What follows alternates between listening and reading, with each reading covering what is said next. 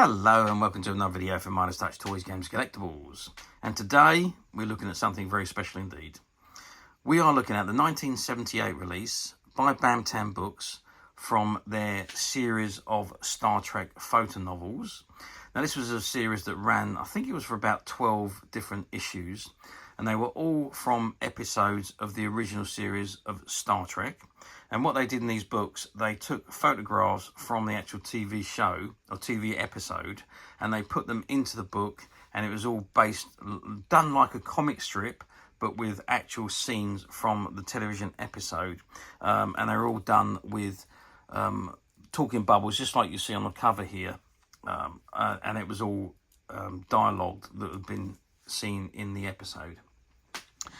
Okay, now this is the second one of these series of books that we're doing a review on. We have been asked, we did the first review on one, and we've been asked to do some more. So this one we're looking at today is Fotonovel number 8, and it is from the TV episode A Piece of the Action.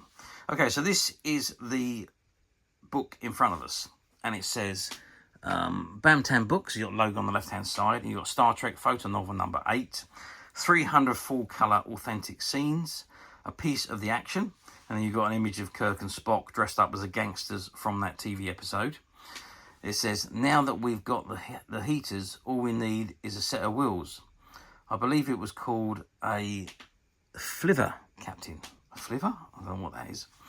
And it says, another electrifying Star Trek experience, an episode from the great TV series created by Gene Roddenberry. And it says a Mandela Productions photo novel. Okay, so that's the front of the book. Let's just turn it over to the back. And then we've got another scene from the episode featuring Spock and Dr. McCoy. And it says, Star Trek, a gangland war. Captain Kirk risks his life in the deadly crossfire of machine guns as two gangster bosses battle for control of a distant planet. And you've got the original cover price there of 95 pence. And it says, that was the Jailbreakers with their latest record. I don't believe that's the Enterprise, Spock. It says the authentic recreation of an amazing voyage of the Starship Enterprise. Over 300 action photographs from the episode A Piece of the Action in the television series created by Gene Roddenberry. Don't miss Star Trek on your local television station. And Star Trek designated trademarks of Paramount Pictures Corporation. Fotonovel designates a trademark of Mandela Productions. Okay, let's just have a quick look at the spline. And there you can see you've got the Bantam Books logo at the top there. It says Star Trek Fotonovel. And you've got the dollar price, which is $2.25 on there. And it's number 8 in the series. A Piece of the Action. And you've got the Mandela Productions information at the bottom. And you've got, I think that's the SBN number at the very bottom. Okay, so that is the book. Let's open it up. And let's have a look inside at this great book from an excellent TV episode. Okay, so I've opened the front page and this is what we've got inside, which is a brief synopsis. It says, Captain Kirk and Mr. Spock are trapped on the planet Sigma Lotia 2, Iota, a planet that has patterned its entire culture after the gangland-style life of the Chicago mods of the 1920s, where arguments are settled by shootouts, leaders are called bosses, and enemies are outfitted with cement overshoes. When Kirk and Spock are given an offer they can't refuse, the feds are cut in for a piece of the action. Okie dokie. So on to the next page. It says, other Star Trek photo novels you will enjoy. The City on the Edge of Forever, Where No Man Has Gone Before, The Trouble with Tribbles, A Taste of Armageddon, Metamorphoses, All the Yesterdays, and the Galileo 7. And that's the previous 7 novels in this series, and this was novel number 8. It says Star Trek, A Piece of the Action, written by David P. Harmon and Gene L. Kuhn, adapted from the television series created by Gene Roddenberry. And at the bottom, you've got the Bantam Books logo and the trademarks. Okay, and then we move on to the information on the book itself. A Piece of the Action, a Bantam book from 1978. And you've got all the design and productions and so on of the novel, the copyright information, the ISBN number, and it says published simultaneously in the United States and Canada, and the Bantam Books information at the bottom, printed in the United States of America, and you can see it's a first edition because it runs down to number 1. And it says, from the office of the president of Sigma Iota 2. It says, Dear Mandela, I just had a look at the photo novel about what happened up here on Sigma Iota 2 with your Fed guys. The book was real nice. I especially liked all the shots of me and my boys. It was great remembering the old days, but the present ain't bad either. The Federation has sent us a whole bunch of your history books, and so we've made a lot of changes. You know, we Iotans are pretty adaptable. Right now, bobby socks are the rage among our teenagers, and I'm sporting a terrific crew cut. When that Kirk guy first proposed a new arrangement, you'll remember that I was the first to agree. Hey, I'm no dummy. You don't cross a guy who has that kind of muscle backing him up. I read a book about your government, and I really enjoyed it, especially the part about you having a president. So I had an election myself. Modesty prevents me from telling you what landslide I won. I'm considering holding another one next year, and I'm even thinking about having an opponent this time. Oh, by the way, I made Jojo Krakow vice president. It's worked out great. I've never heard a word about him since. Yeah, things are going pretty good here. No wars, no inflation, no unemployment. There's some crime, but you can only teach old dogs so many new tricks. As for me personally, I've given up the ways of my misspent youth. No more pool playing. Now, I mostly spend my leisure time water skiing and with my family. Yeah, I got married. Nice girl too. We've been working on the translator thing. The feds left, and my boys say they'll figure it out in a few more years, and then we'll be able to travel all over the galaxy. I myself am looking forward to coming down to your Earth. I particularly am interested in visiting a place called Las Vegas. Sounds like my kind of town. Well, that's about it. Good luck to you. And if you've ever read a bunch of double-breasted suits, if you ever need a bunch of double-breasted suits, just give me a call. Regards, Bella Oxmix. The above letter was forwarded to us by Anthony Caruso, the well-known and versatile actor who has become a close personal friend of Mr. Oxmix over the years. There we go. So that is the page there, which was a good introduction. Okay, then we got the cast list. So we got William Shatner as Captain James T. Kirk, Spock, First Officer Leonard Nimoy, DeForest Kelly plays Lieutenant McCoy, the medical officer. Montgomery Scott is Lieutenant Commander James, played by James Doohan. Lieutenant Uhura by Nichelle Nichols. Pavel Chekhov, played by Walter Koenig. Lieutenant Hadley by William Blackburn. And the Iotans, you got Bella Oxmix by Anthony Caruso. Jojo Krakow, who's played by Victor Tabuk. Kalo by Lee Delino. Zalbo by Steve Mario. Teppy by John Harmon. Young con artist Sheldon Collins. Krakow's Gun Mall, Marlies Burdett. And the Girls on the Street, you got Diane Thorne. And you got Krakow's Hood, Buddy Gorman. Okay, that is the cast list. And then we come on to the first page, which is a piece of the action. And it says, Space, the Final Frontier. These are the voyages of the Starship Enterprise. Its 5-year mission to explore strange new worlds, to seek out new life and new civilizations, to boldly go where no man has gone before. Obviously, the opening words made famous by the opening of Star Trek, performed by William Shatner. It says, Captain's Log Stardate 4598.0. In response to a conventional radio signal transmitted 100 years before by the USS Horizon, shortly before being lost with all hands, we are en route for Sigma Iota 2, an inhabited planet on the outer reaches of the galaxy. As always with the Enterprise in planetary approach mode, the mood on the bridge is alert, expectant. Approaching Sigma Iota 2, Captain. Standard orbit, Mr. Chekhov. And it says, Captain, I've achieved vocal contact with an official station. They've relayed us to a man named Oxmix. He's like his boss. Boss? All right, Lieutenant, put him on. Boss, this is Captain James T. Kirk of the Starship Enterprise, representing the United Federation of Planets. We received a delayed radio report from the Horizon. What are you talking about? The Horizon left here 100 years ago. It's a little difficult to explain. Your system is on the outer reaches of the galaxy, and they don't have subspace communications in those days. Toward the edge of what? I'll explain in more detail when I see you. The ship won't land, but we transport several people down. Transport? Don't worry, I promise to explain everything. Now then, where would it be convenient for us to meet? Well, there's an intersection at the end of the block near a yellow fire plug. Oh, Scotty, do you have the coordinates for a yellow fire plug? Located, sir. Mr. Oxmith, we have your intersection located with 5 minutes. Be all right? Fine. I'll have a reception committee there to meet you. Okay, so that's how they come to the planet and made the contact with Bella Oxmix. And here they go and they beam down to the planet's surface.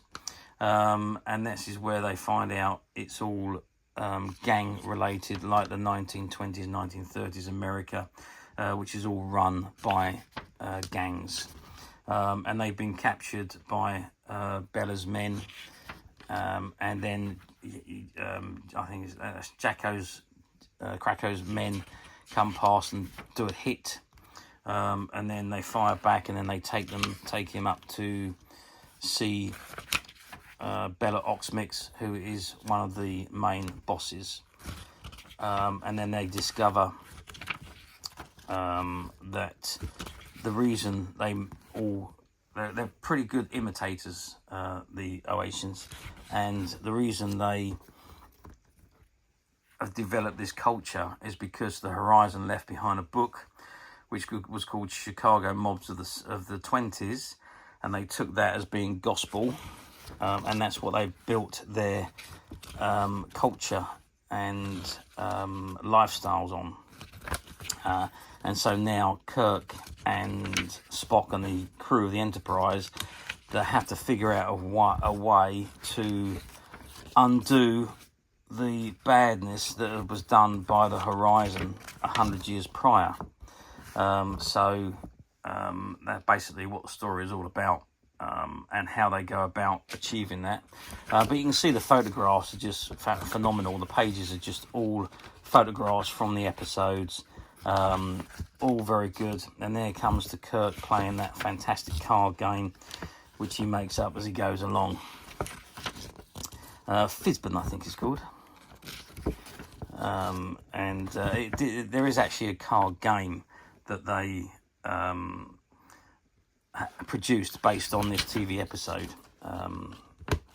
So there we go, and that's Kirk and Spock and McCoy breaking out, and they get picked up by I think Krako, Jojo Krako, and they're over there with him, and he's playing darts, throwing them at Bella Oxmix. And there's Krako, who's one of the other bosses. So, and he's trying to find out exactly what's gone on and how he's going to resolve this issue.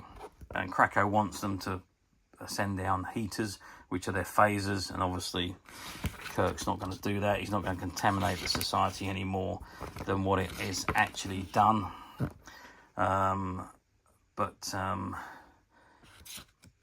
There we go, and there's more as Spock and McCoy beam down again and get caught by Mr. Oxmix again. He tricks them, deceives them, and gets them in, and then Kirk arrives, and then Kirk's got this plan now to undo the harm that was done by the Horizon. And there they are, they're dressed now in the Gangster's uniform, and they're going from one of the bosses and they're driving over to the other one. And there you go, Spock doing his nerve pinch, his neck pinch, and they get into Krako's office, and Krako's men then take over, but then Kirk starts mumbling all this stuff about the feds coming in to take over the Federation, and now he's going to unite them in a single party. But to do that, he beams Krako out up to the Enterprise, and then I think eventually he beams him back over to Oxmick's office. Yeah, so there's Krakow still in the transport room of the Enterprise, you can see there. And then he beams him straight into the office, and he picks up all the other people that Oxmix are calling, all the other bosses that Oxmix is calling, and beams them into Oxmix's office. And so he's got all of the gang bosses there, and he's trying to unite them all. And they don't believe him, so he says, look out the window and we're going to show you our power. And they fire the disruptors, well, they're not disruptors, the stun beam down from the ship, and it knocks everybody out. And then they know, hang on a second, the Federation mean business, so we then need to do what they tell us to do. And basically, that's it. So it says, personal journal, Captain James T. Kirk, stardate 4598.7. We've left orbit around Sigma Oasia 2, and thanks to remedy known to Bones and Scotty, have recovered from the effects of Mr. Oxmick's drinking stuff. The Oasians, however, will need more time to recover from the effects of the book. A culture can bend only so fast without breaking. Inevitably, I am moved to speculate upon the dangers of limited culture influence and the effects certain other books might have had. There was something pathetic yet appealing about their technology. And then McCoy actually tells Spock that he's left a communicator behind. And Kirk says, well, then the Oasians are going to end up wanting a piece of our action. And that brings us to a close. Then you've got a glossary of the terms, and you've got a little quiz based on the episode, and it tells you about one of the other books. The next Fotonovel available wherever paperback books are sold is The Devil in the Dark. So that's the next one in the series. Okay, and that's the ones that were already pre-available with their prices in the US. Okay, so that is the piece of the action. How well did these Fotonovels do? Well, I think they must have done marvellous. I can remember when I was a kid, and whenever a new one of these come out, my dad would bring it home, and I would sit there looking at this book over and over and over again. Back in the 70s, we didn't have video recorders or DVD players. There was no way to watch your favourite television shows if you missed it, other than wait until perhaps they decided to do a rerun or show it again, which in a lot of cases never happened, or didn't happen for years. So having these novels was a great way, really, for us to relive those episodes. So it's like watching the episode over and over again, but at your own pace, obviously, and you've got no restrictions to budget in your mind. So even though you're looking at the pictures, you're still imagining the whole episode in your head. So fantastic. Probably the best idea for books that were done in my opinion, when we were kids. It really made us relive those fantastic TV episodes. And The Piece of the Action was a great episode, really, really good episode, because it was very different to a lot of the other Star Trek that we'd seen. So it was just a fabulous, fabulous episode. And I remember thinking, when I first saw the episode, I'm thinking, this is a fantastic episode. And then, of course, having the book to go in my collection was fantastic. And I must have worn the book out because I looked at it over and over and over again. I mean, sometimes during the school holidays, all I do is I'll sit there a whole day and I'll go through all of my Fotonovels. And then the next week, I'll do exactly the same again. So I would go over them over and over again. They were such fantastic books. And you can still see now the quality of the book, the quality of the photographs and the pages. It's such a brilliant, brilliant concept of books. It's a shame they don't do them like this these days. But yeah, a real good concept. I suppose you wouldn't these days because you can watch them whenever you want to. So it's a little bit different now, technology-wise. But back in our day, it was a fantastic, fantastic way of reliving your favourite TV episodes. Now, of course, we're talking 46 years on since these were produced. So how well, I mean, they've obviously done very well, as we said. Are they still available? Well, yeah, they do still come up from time to time on the platforms. Don't get me wrong. They were mass produced. There was an awful lot of these produced and went out there. A lot of them do still appear on the platforms because everybody looked after them. It was their favourite books. And it was, say, like a video recorder for us, or a DVD player. We could go back into it and watch it all over again in book format. So people took care of these books. So they have lasted the test of time. 46 years for a book like this. And yeah, and this particular one is in near mint condition.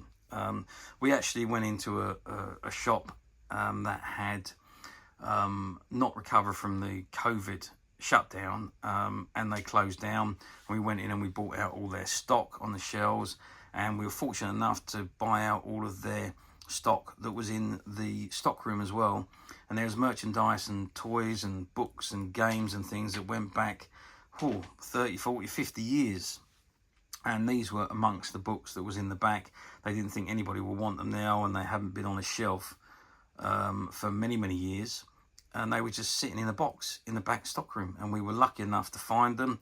I think we found pretty much the whole lot. I mean, I think there's 4 and 5 of some of them, 3 and 2 of others, one of a few of them.